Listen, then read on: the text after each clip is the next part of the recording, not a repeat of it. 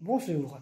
J'ai un jour décidé d'être marraine à partage pour les mêmes raisons que j'ai choisi d'être enseignante, c'est-à-dire la conviction que pour que l'être humain soit libre, il faut qu'il sache lire et écrire.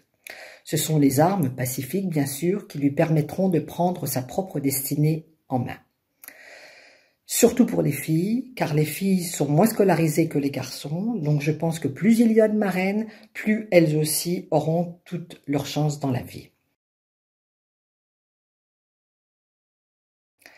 Être marraine d'un ou d'une enfant, ou marrainer comme j'aimerais pouvoir le dire, c'est créer un lien individuel, personnel, avec cet enfant. Vous lui écrivez un courrier, il vous envoie une lettre, ainsi vous apprenez à le connaître et vous allez pouvoir parcourir ensemble un petit morceau du chemin de la vie. Vous allez pouvoir le motiver, l'encourager, tout particulièrement si son milieu familial est difficile.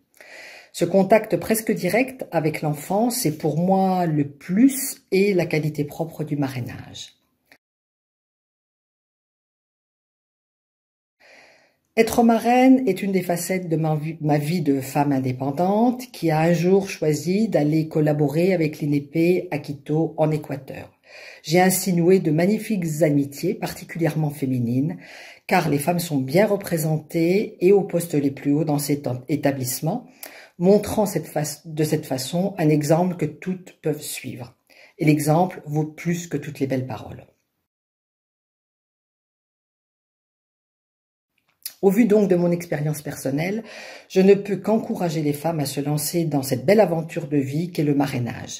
Elles y trouveront beaucoup de satisfaction, beaucoup d'échanges enrichissants, même si elles ne parlent pas la langue maternelle de l'enfant, car partage se chargera de la traduction.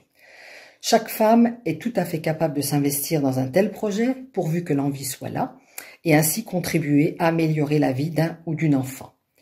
C'est peu, me direz-vous, mais 1 plus 1 plus 1, eh bien, cela fait une grande différence.